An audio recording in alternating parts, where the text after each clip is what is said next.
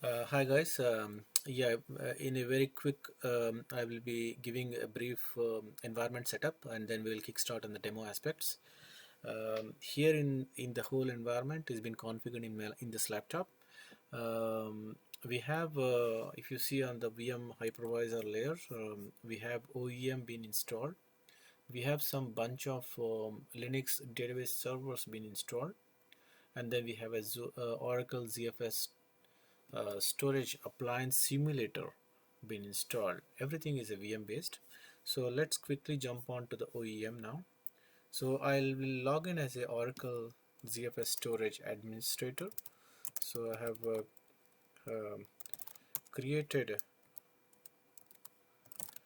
created a user, and I configured the storage and registered the storage in the OEM aspect.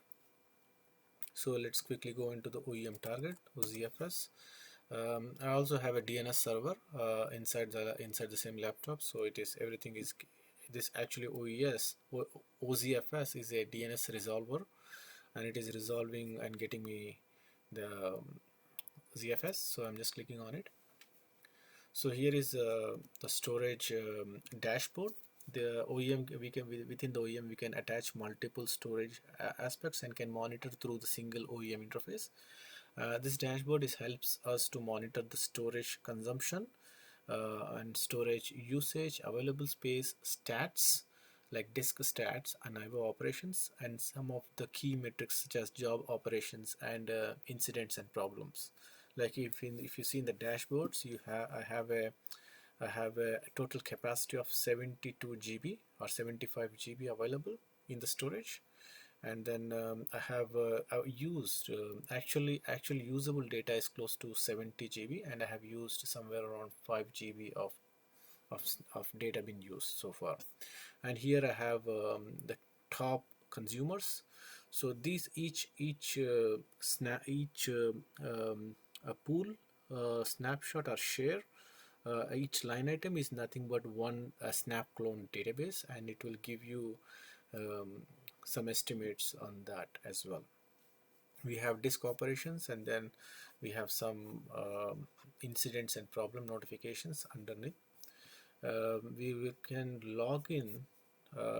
We can do configuration using storage provisioning option, or we can directly log in using the ZFS storage console, which will take us to this, which is a ZFS console. Let me log in to this. So this is how it will take. This is a ZFS appliance console, but we will not use this. We will manage everything from OEM. So for this we will do storage provisioning, and then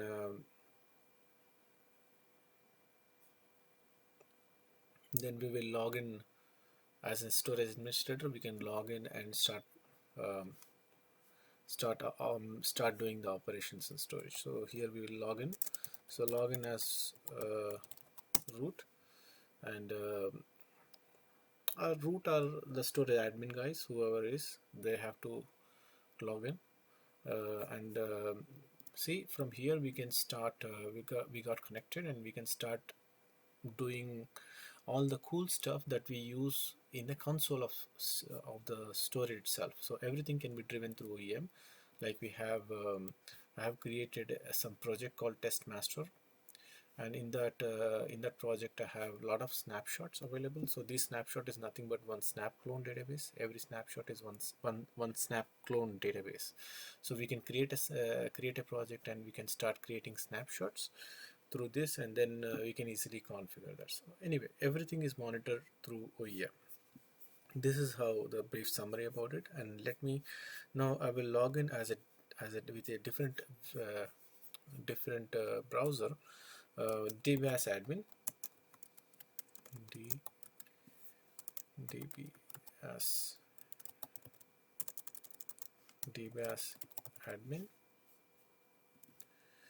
This user is the key user, which is the core DBAAS setup aspects, especially cloud computing aspects. DBAAS engineer DBAAS user will be setting up, and then finally the end users start using the services what DBAAS user sets up. So let me close this. I don't know why. Leave this page. Okay, now here will DBAAS admin we have to go to setup and then cloud, and then you see there I showed you, right, there are cloud, there are multiple components. Let's click on cloud and database component.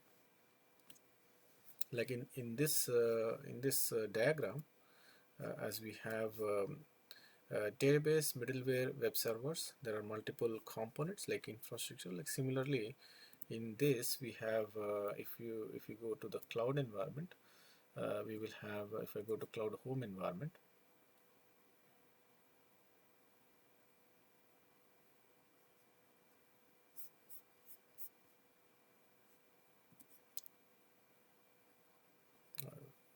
in the drop down, if you see this one, if I'm getting started this one, so if you see we have a virtual adapters, database setup, middleware setup. So all these three can be done. So right now we'll focus on database. So in this database we'll set up the PaaS infrastructure zones where we will throw some bunch of um, Linux boxes or the Windows boxes inside the PaaS admin. So I have created a zone called East Coast. It could be a data center zone or it could be anything. And within a zone, then we will, if I just click on something like, just click on this, it will give you the information. So here in this zone, I have created, have attached two hosts. In this, we can attach as many hosts as we want, and user will not have, the end user will not have any idea about which host, how many hosts they have been created, how many hosts has been attached, but the cloud will decide based on the resource availability which host to be used for spinning off an instance. So right now if you see, I have some memory and CPU utilization, and I have not many database instances running. So two of the host, which is PL SLDB, PL TLDB, both are here, which is PL SLDB and PL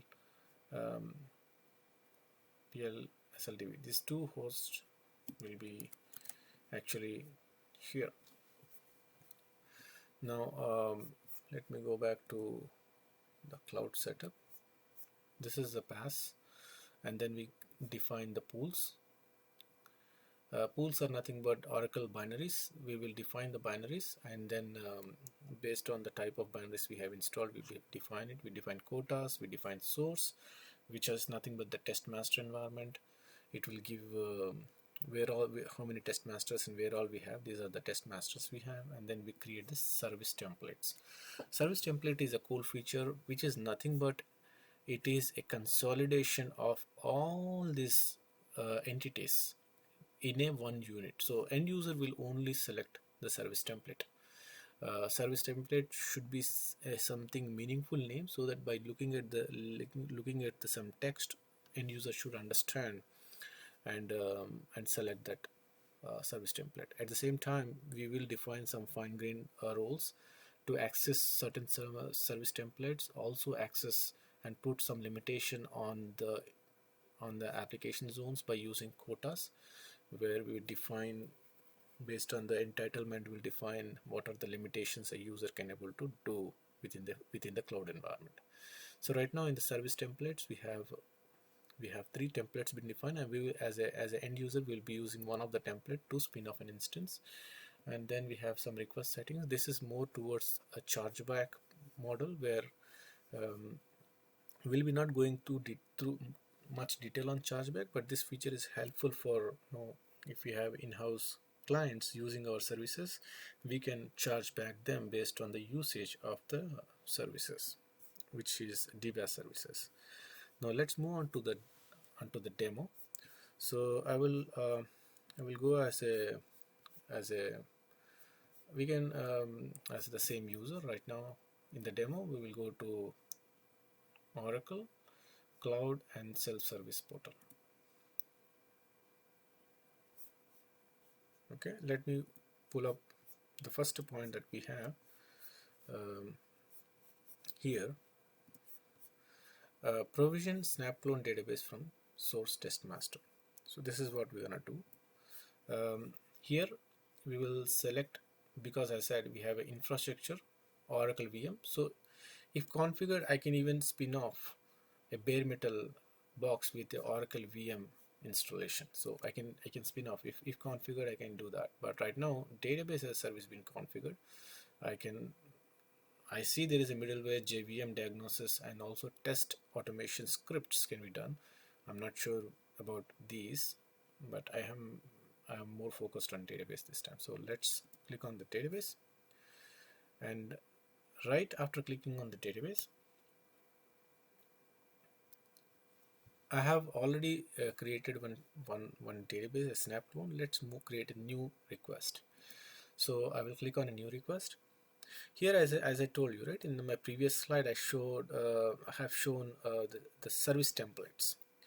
These service templates will be using as these service templates being exposed to the end users. End user has no idea what the service templates are and what it is trickled down to.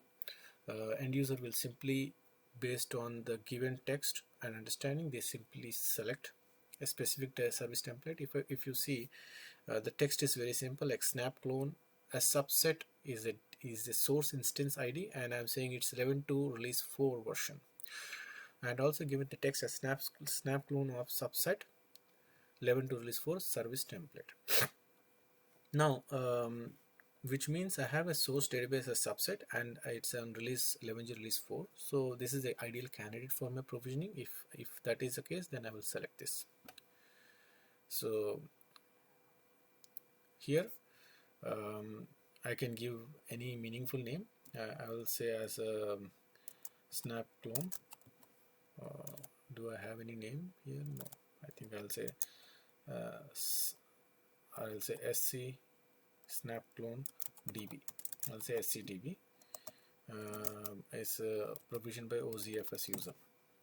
Okay.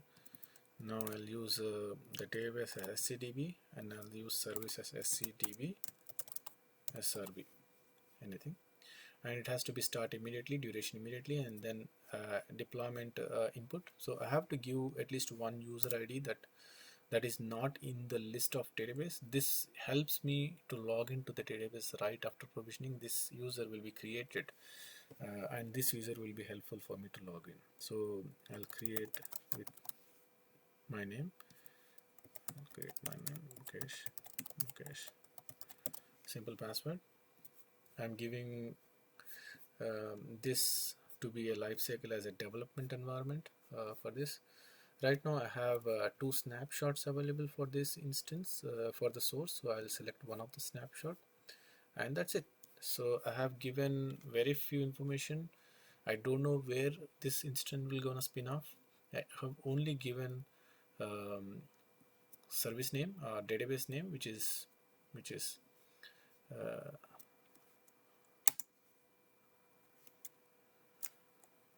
must be match the pattern.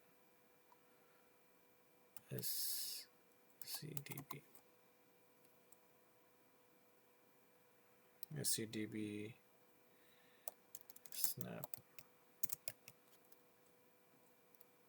snapdb, right? So snapdb. Okay, right? So I have a snapdb, and then I have just it's a start, duration. I give a user account. I select a snapshot. All magic is happening here. This service template will identify which zone it has to pick up. It will identify based on the zone criteria which machine has to pick up and provision, and it also identify which binaries need to install. And then I'll simply do a submit.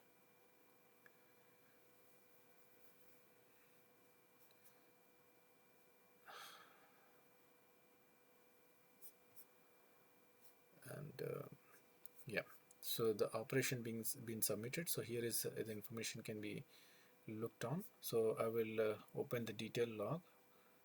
For detail log, we go provisioning, and procedural activities.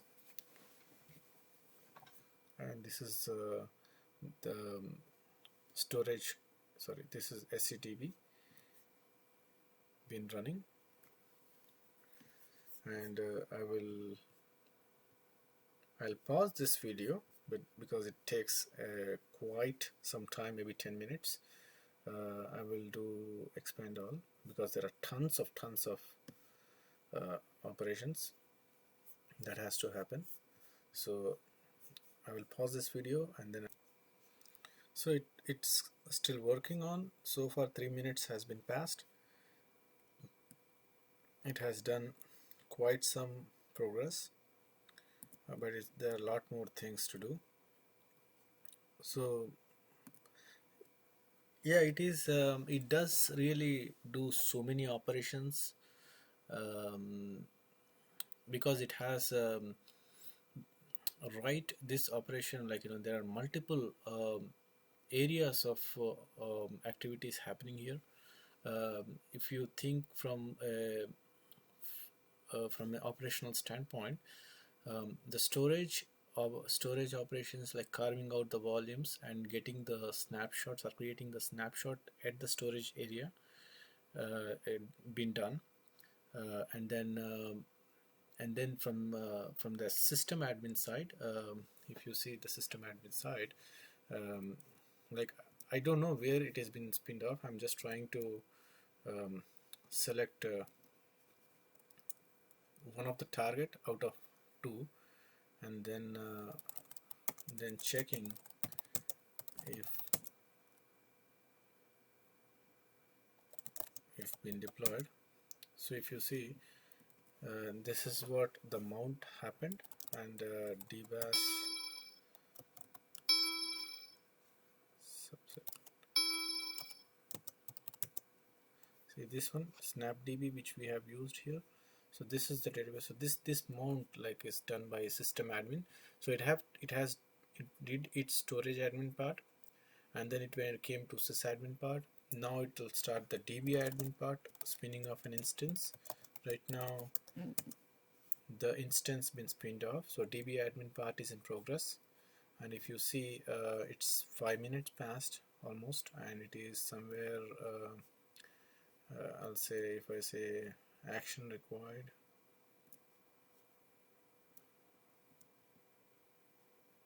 so right now it is in the database operation, like startup operation. So if you see the detailed logs, it will give you exactly where it is creating a control file, it is doing some recovery on database, it is perform its recovery mode, and then it is quickly start going into the next level operation, like verifying the database scanity check, and then there are a lot of other operations will be taken up after that. If there are any custom execution scripts, like post database creation custom scripts, will also be deployed if been attached. And also, if there are many more operations will be happening. Okay, so the snap clone database SCDB been completed. It took 10 minutes 31 seconds to finish. It has tons of operations taken up. Like, if I scroll down, there are so many tasks been set up, and some of them have been skipped because it's not been configured, like converting to a rack environment, all those stuff. But major steps has been completed, and the operation is successful. And let's look on to the database. So now we'll change here. So SCDB been SnapDB been provisioned, and it is up and running, and it is also been registered with the OEM.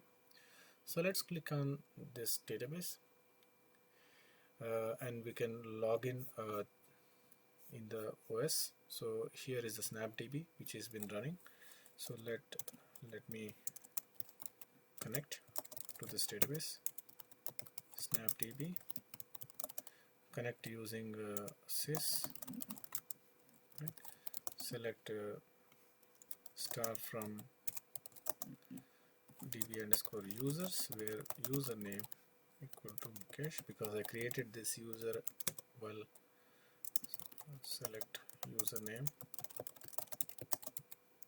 from DBA_users where username equal to Mukesh. This user exists, and I was able to connect to this database. Select a name from vDeveloper database. Select the status from vDeveloper instance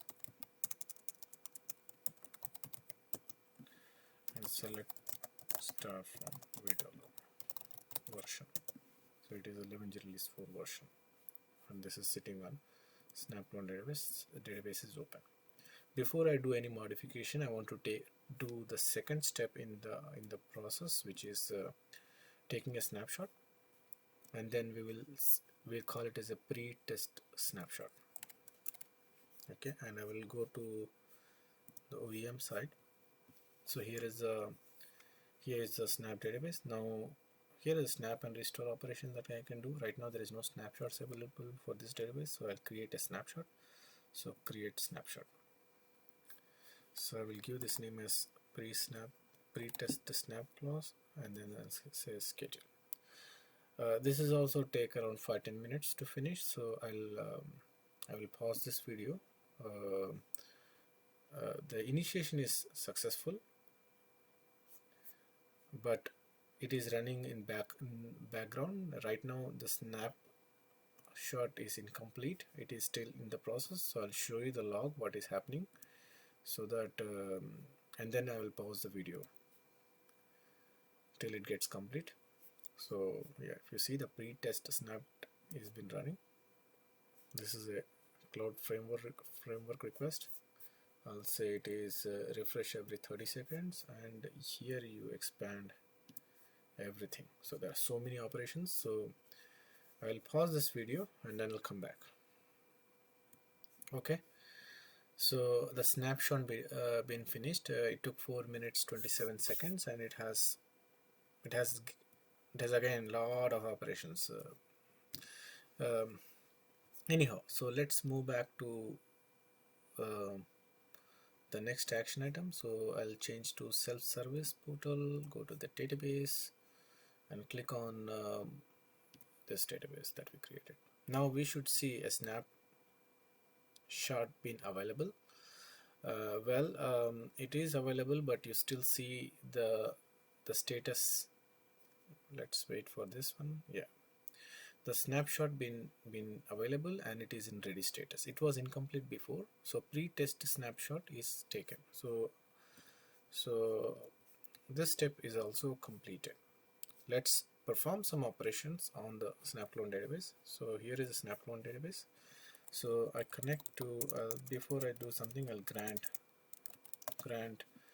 DBA resource connect resource to Mukesh. So I have given DBA grant to Mukesh, connect Mukesh / Mukesh, connected to Mukesh. And I create some tables.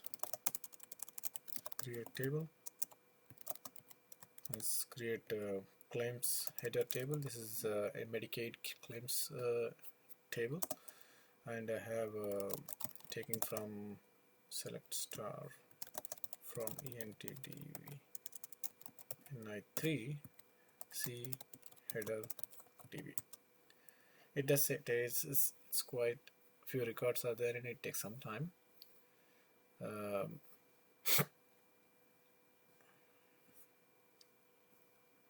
Should be okay, should be fast. All data is going into the ZFS storage appliances. So if you see, if I open the dashboard, the status dashboard of the storage simulator, you see this one, CPU being used, and the disk usage been going up. The network spikes when the heavy volumes of data transfer between the nodes and between the storage. So this is this dashboard helps in checking some of the key performance metrics. We can also monitor from the OEM as well. We can also monitor. So let me go back and see if that is, yeah, it's still going on.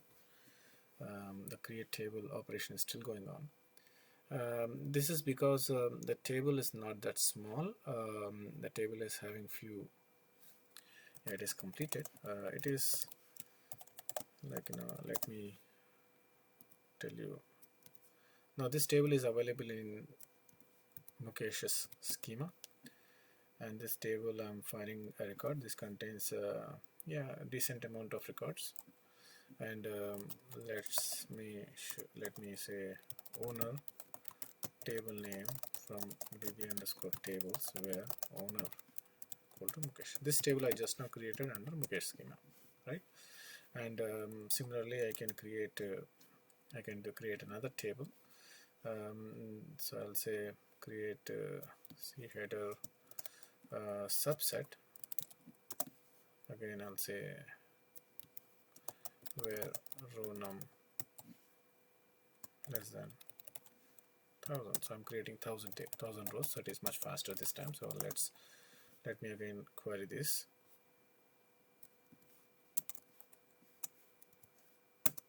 Right now I'll truncate the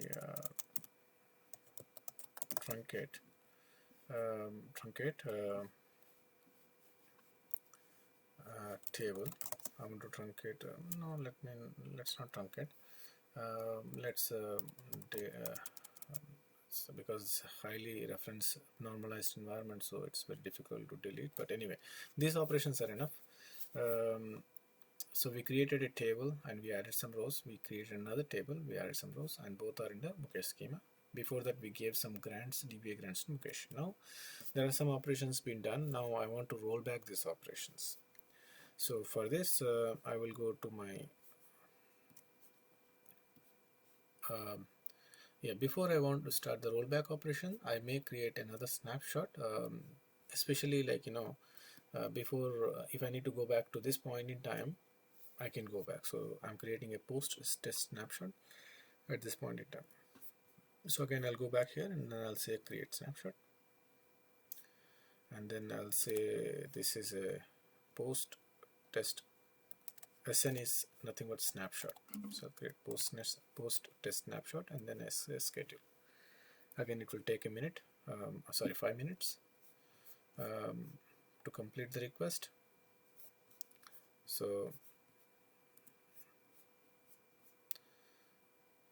the snapshot is operation, the post test snapshot operation in progress. Right now it is incomplete, so we will get the details: provisioning, patching, procedural activities, and then we will click on this operation. Like this is a running state, and then we'll say refresh 30 seconds, expand the whole operations.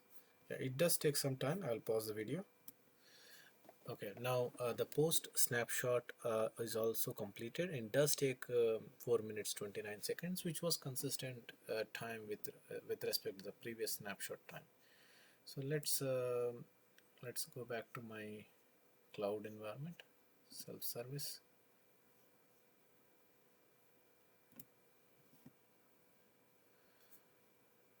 Database,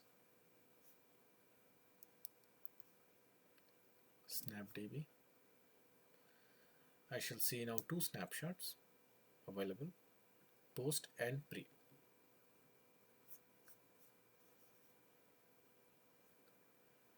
So see, I have a post snapshot and I have pre snapshot.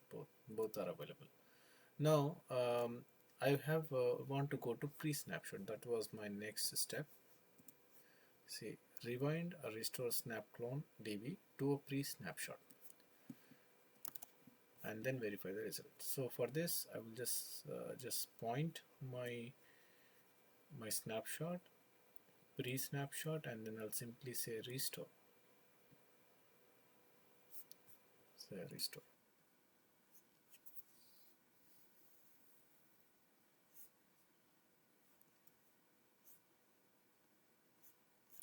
So restore is going on.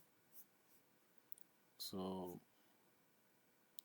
this will take some time, and we will resume right it finishes. It takes another 5-10 minutes to finish the restore operation, and then we'll verify the database with the changes that we have applied should get rolled back. So I'm pausing the video for, like, if you see, the restore is still going on, and right after this stage there is an unmount operation. Let me change it to automatic refresh, and this one, like here in the database side, we can see SnapDB. It is still up and running. The mount point is also been used, right? So this database will be bring down, and this mount point will be unmounted. This will be unmounted. So it looks like now it is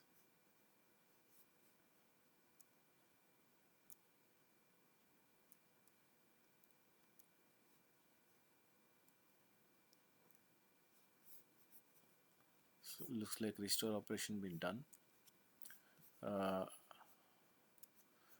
Yeah, looks like the restore operation has been completed. Let's verify if the database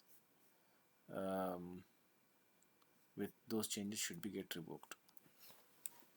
Let's connect. Yeah, I was able to connect database SnapDB, and then I'll connect to Mukesh. Select owner, table name from DB underscore from user underscore tables. Sorry, select table name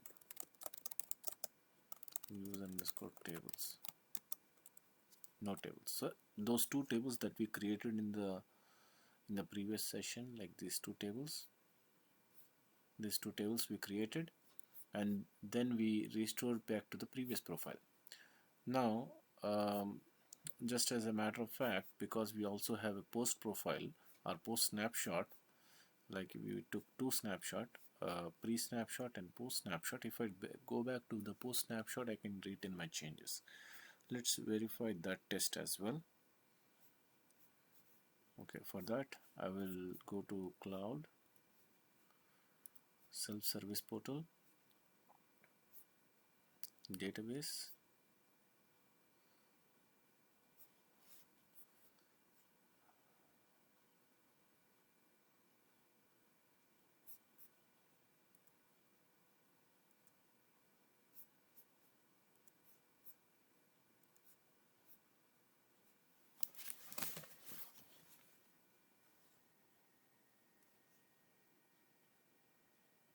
with the test master update. So before that I will do some changes on test master. So my test master is TM subset instance. This is my test master, TM subset. I'll continue. I'll say create user, refresh test identified by refresh test, default table space users, temporary table space temp, grant DBA resource to refresh test, connect refresh test, create table emp, select star from scott.emp. Okay, so I created a user, I created a lot of things, and I created a table. Okay, now let's also have some data in the table. Okay, now this is a refresh test. Now this is a test master. This is my test master, or a kind of a D source, I would say. Now I will take a snapshot of a D source. D source snapshot, we have to log in as a administrator. It should be a Delphix DBAAS administrator.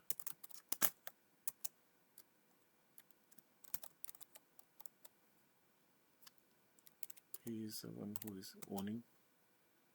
DBAAS administrator is a key person here.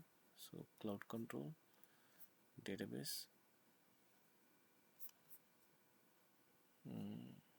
database resources, and then this is a thin clone. This is what the profile is. Right now it has 2 snapshots. Now we're going to take third snapshot, and we'll create a snapshot.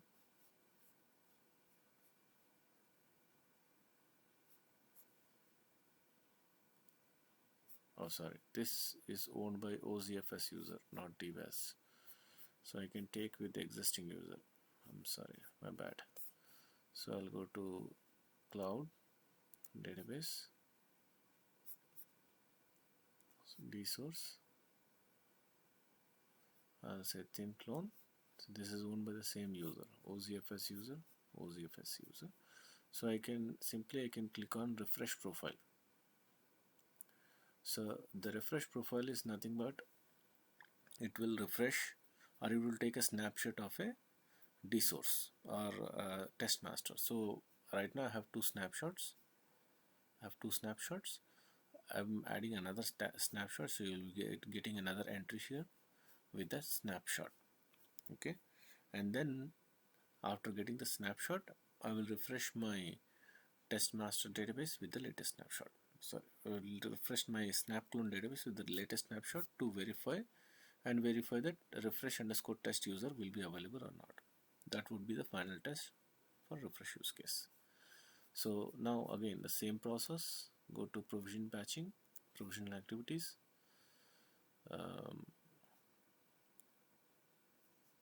see this job is running, refresh point is running,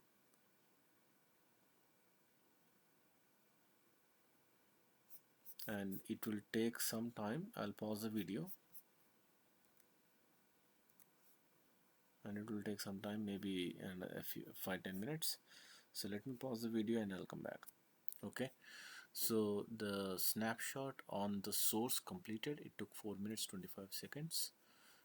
Let's go back to the source and data source and verify the snapshot of a thin clone, the TM subset source database. Now we should see 3 snapshots because we just now took a snapshot. So I have a snapshot of February 6th, that is today's. As per my laptop it's 8, but my time setting of the environment is having some delay, some issues, so I need to set up the time server. So my NTP time server is not consistent, so that's why it is showing as 6th February. But that's how the system time on the server it shows. So this is the latest snapshot. So now if I go back to my cloud self-service portal,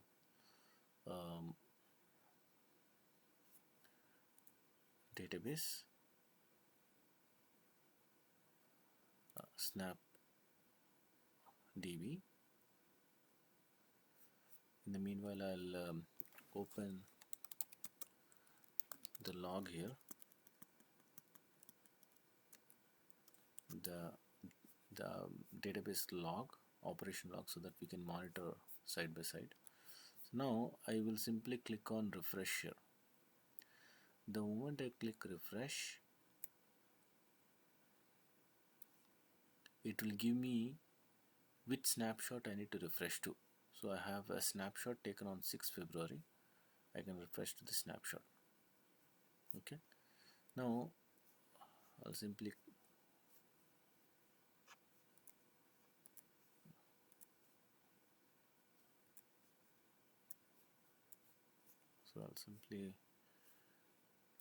take this snapshot and do a refresh.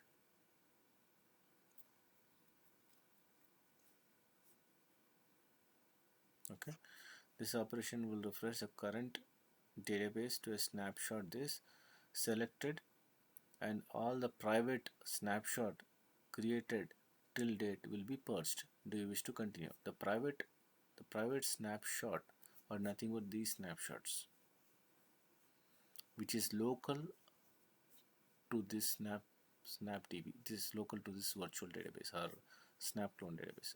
All the snapshots will be deleted if we refresh from parent. That's what it is saying.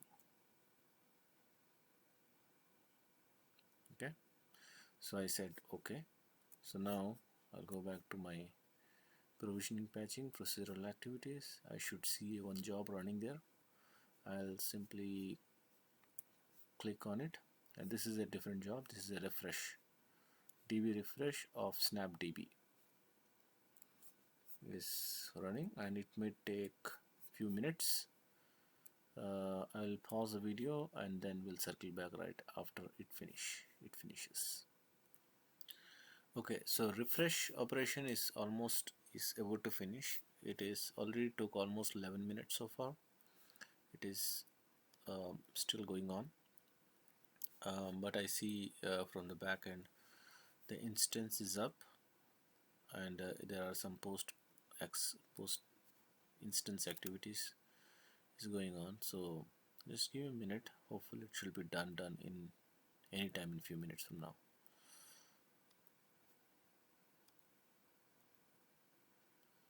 So if I see, it is right now in a database startup phase.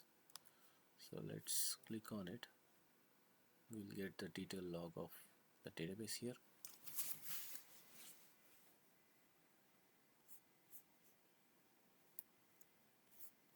Okay, and we should see the current activity. A control file been created, an archive log been applied. It's doing all the recovery operations on the database, but before that it did tons of operations. It basically deleted the previous database, provisioned a storage snapshot, mounted the storage snapshot.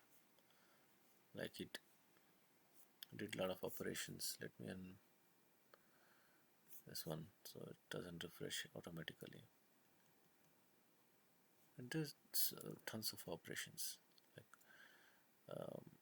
it first basically deleted the previous database.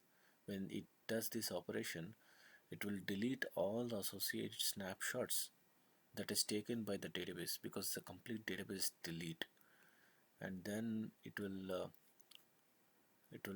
delete the storage volumes.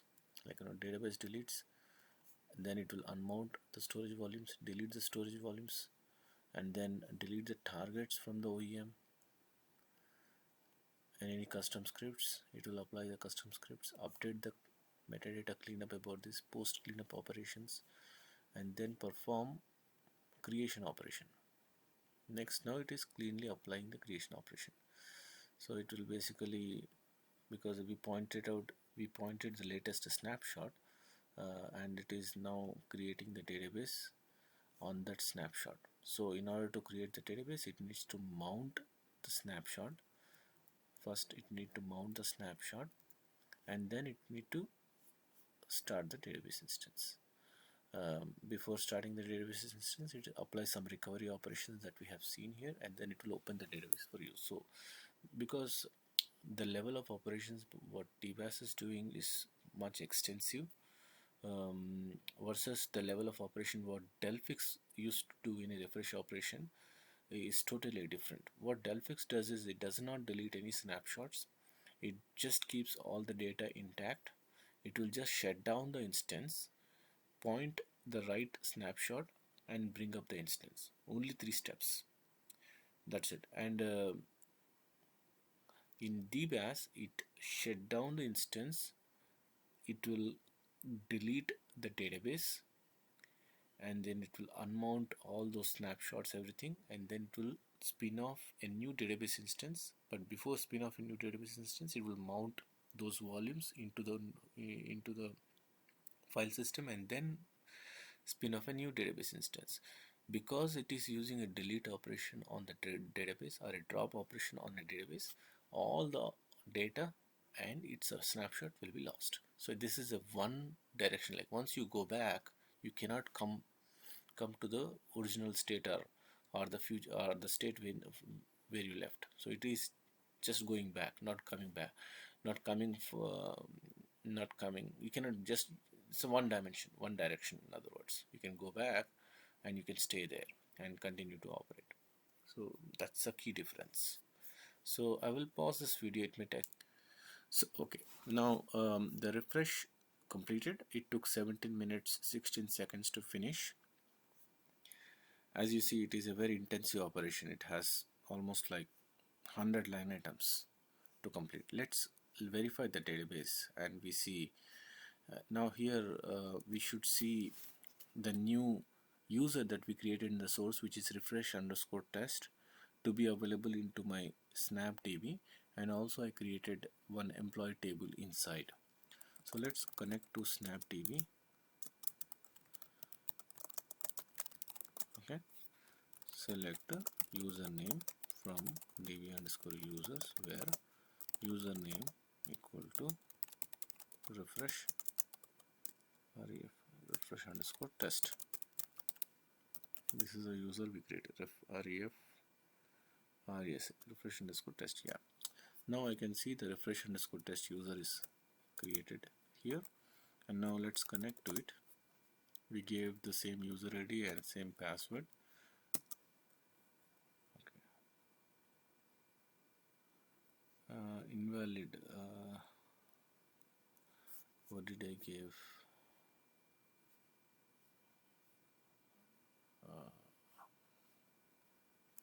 Okay,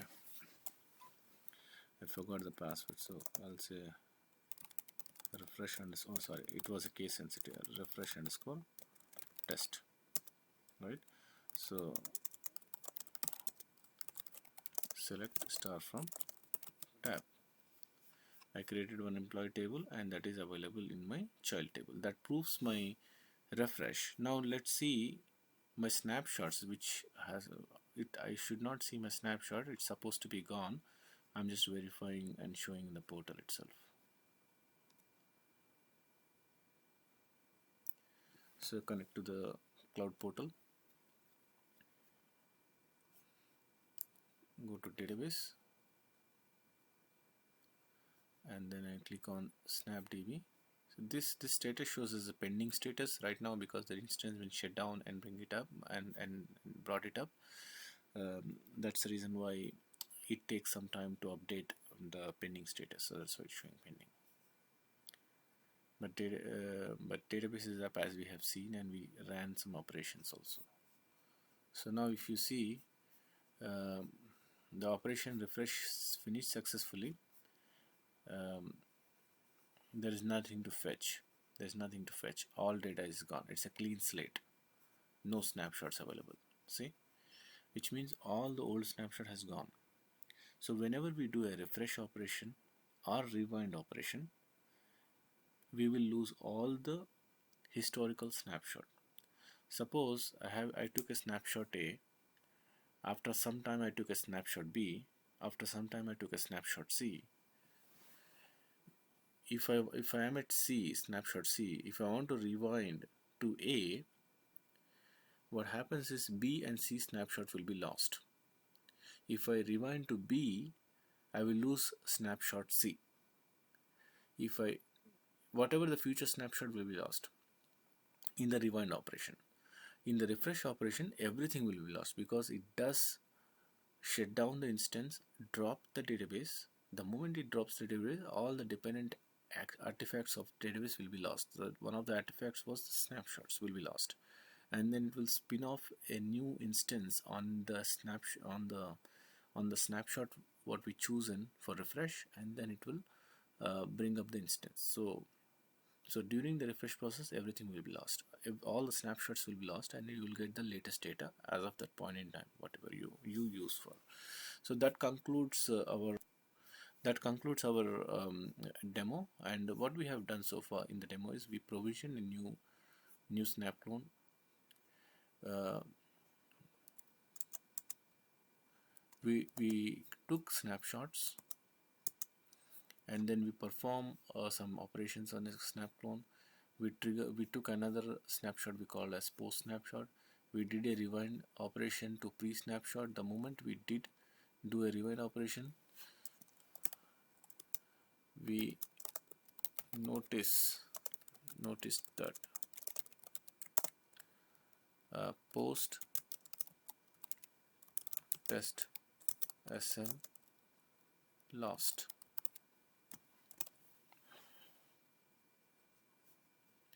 Verify the changes.